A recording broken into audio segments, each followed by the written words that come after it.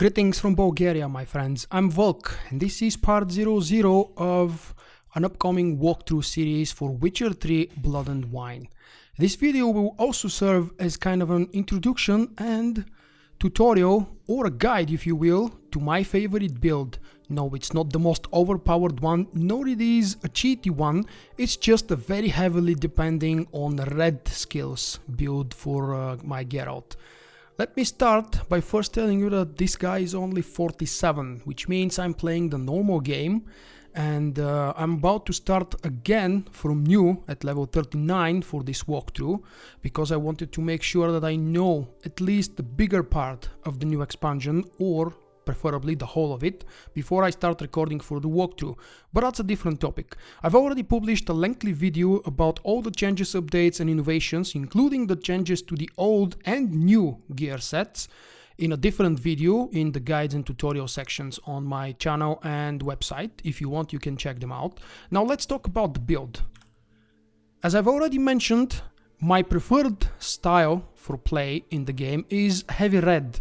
I don't rely too much on signs, even though I use them a lot, and I love hacking and slashing. I want my biggest damage to come from slashing with the swords.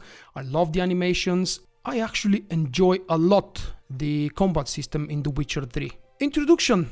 As you can already see, at level 47 I've got 9 points in the red combat tree, 2 points in the science, 2 points in alchemy, 2 points in general, and well, I have kind of enough mutagens to mix and match whatever I want.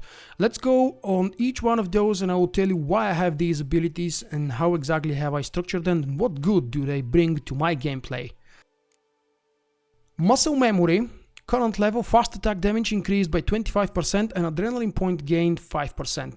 Well, I use both fast attack and strong attack depending on the type of monster I'm facing a lot, and that's very important in my playstyle. Whether I'm facing multiple opponents, weaker ones, or a boss, this is always very useful ability to have.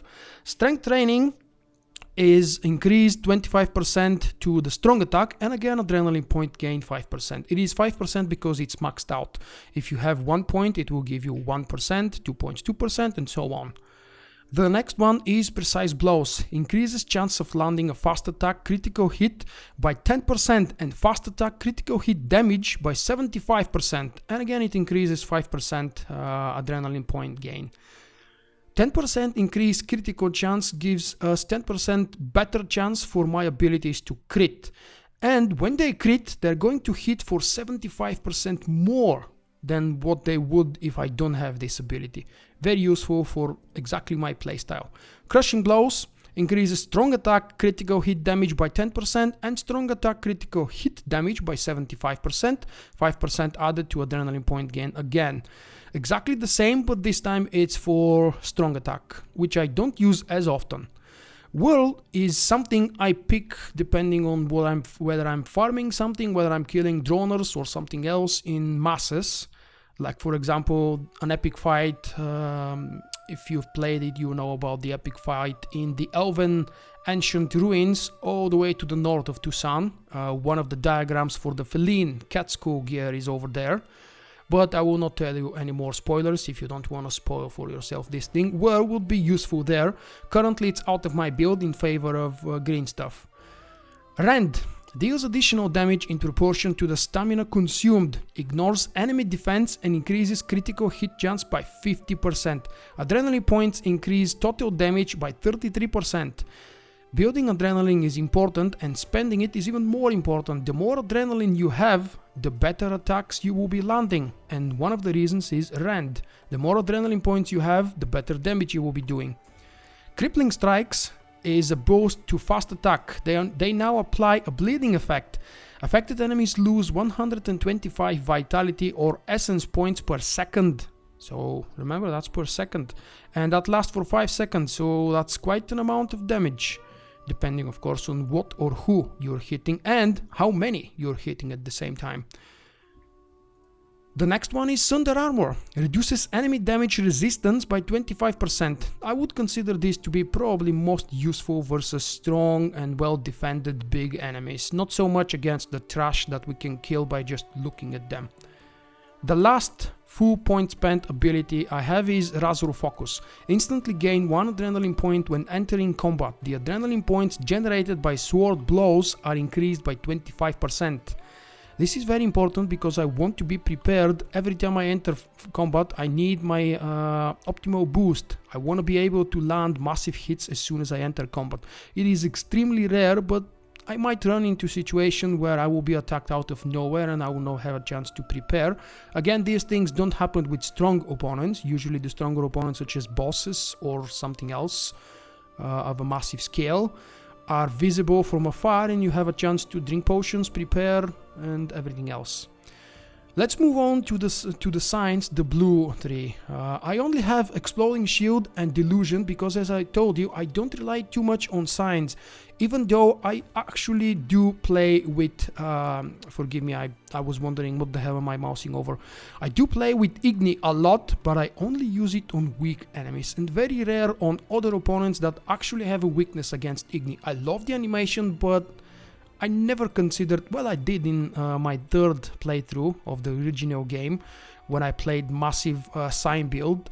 I did play with buffed up Igni, but no, it's not my favorite playstyle, as I've mentioned already. That's why I'm relying on QN or QN Shield, which pushes opponents back and deals damage when it breaks, with a chance for knockdown, and it gives a boost to stamina regeneration. Delusion. Target does not move towards Gero while he is casting Axi. Increases the effectiveness of Axi in dialogues, reduces Axi casting time, and failed Axi attempt stagger the target. So many and so awesome buffs. Let me start by explaining all of them in proper order. I love it when a wolf or a droner or something else is jumping at me and I'm feeling lazy. I just need to take that extra split second to press my button, and when I'm doing that, the opponent will not keep hitting me or keep just hailing or howling at me. The time will be slowed and there will be plenty of time for me to apply Delusion and apply the Axi on the target, move around and strike it from behind. The second buff from this skill is the buff for the dialogues. It is awesome fun just throwing that spell, if you wish, on opponents during dialogues and watching them agree with whatever you need them to do, say, or behave at. The last is the failed Axi attempts that stagger the target. Well, with or without that, honestly, that's not a huge perk, at least not for me. Going on to the alchemy. I have learned pretty much every single alchemy formula available in the game, and I believe with a very few, like 4 or 5 exceptions, I've maxed out all of them, which means I have them on the highest tier. Heightened Tolerance increases potion overdose threshold from 75% to 90%. Potion duration time is plus 15%. And I have that on 3 out of 5 because, well, there is not much point spending more on this beyond this. If we go to, excuse me,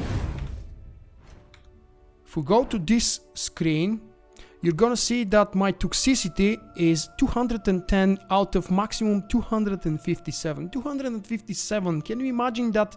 That's 3 decoctions. That allows me to use 3 decoctions, and of course I do have my favorites. My favorite is the Ekimara combined with the Katakan decoction. I do use those pretty much all of the time, with a few exceptions where some other decoctions are extremely useful. For example, maybe sometimes if I'm fighting enemies that poison me, I would use the Golden Oreo and so on and so on. But let's go back on this topic. I do have a very high threshold for very maximum threshold for toxicity, and that's why this buff is extremely useful to have. The next one I'm using is called Acquired Tolerance. Every known level 1, 2 or 3 alchemy formula increases maximum toxicity by 1 point.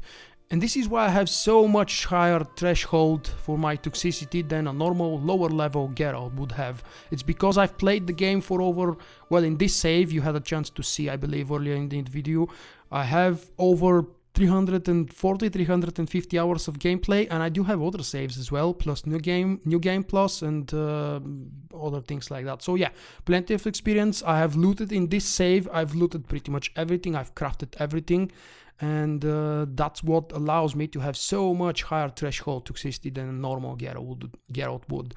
And then because I'm a huge fan of the bear skull gear, mostly because of the appearance, not so much because I need to be dressed up as a bear in heavy armor, but I'm using the bear skull techniques, and each piece of heavy armor increases maximum vitality by 5%. That's not so important. Nobody should be ever building for vitality.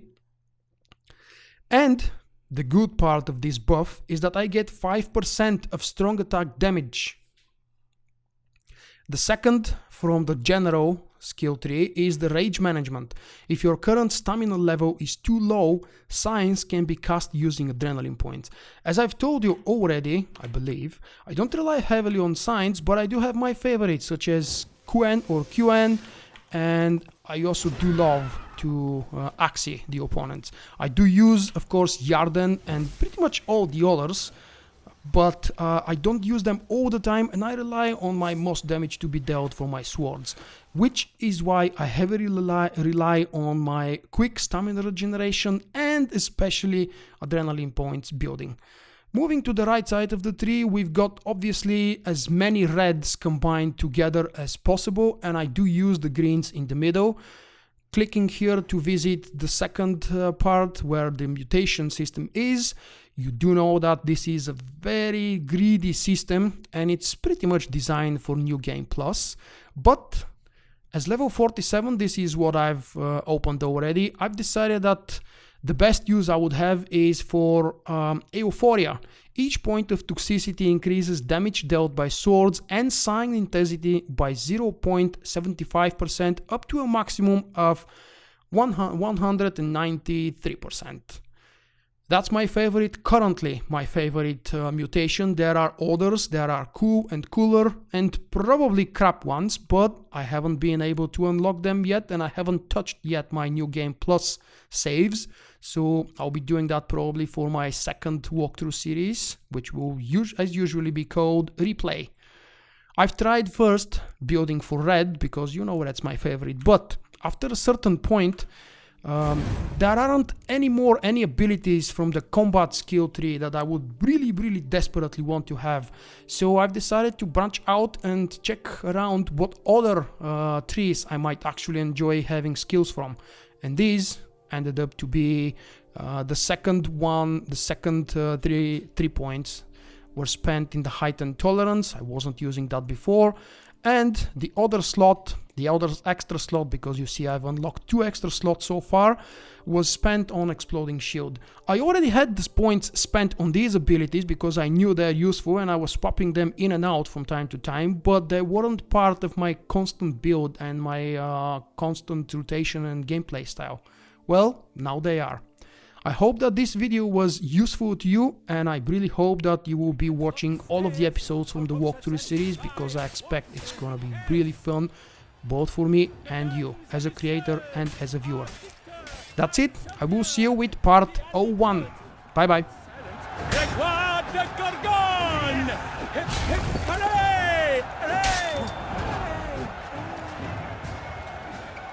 now a few words from our sponsor.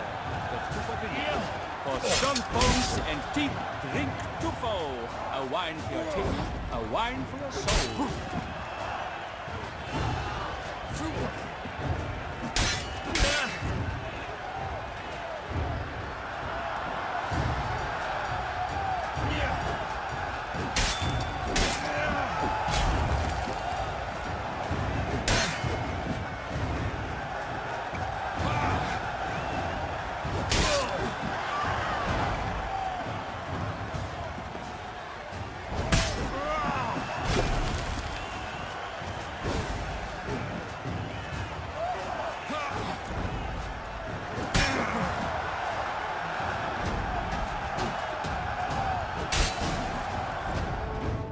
Thank you for watching. I hope you have enjoyed the video. If so, click the like button and help me out. Also leave a comment and let me know what you think. Visit my website VULKK.com for daily videos and news, and stay in touch by following me on Facebook and Twitter. To help me improve and expand, consider becoming my patron with a small monthly pledge.